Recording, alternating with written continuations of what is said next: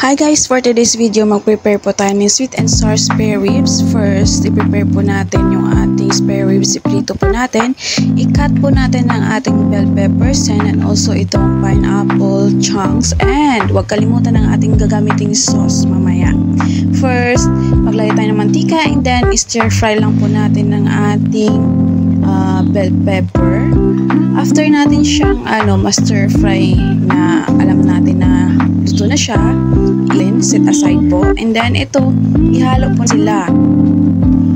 Gumamit na ako ng ibang kawali para hindi na masyadong oily dahil may masariling mantika naman na siya. Hinalo ko na lang siya para magpantay yung init and then nilagay ko na yung sauce.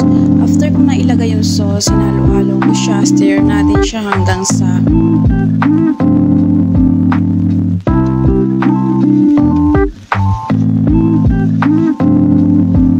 lumapot po yung kanyang sauce. And after that, lagay po natin yung kanyang pineapple chunks. Stir natin and then okay na. Pwede na natin i-serve. Masarap siya kapag mainit. Enjoy eating guys!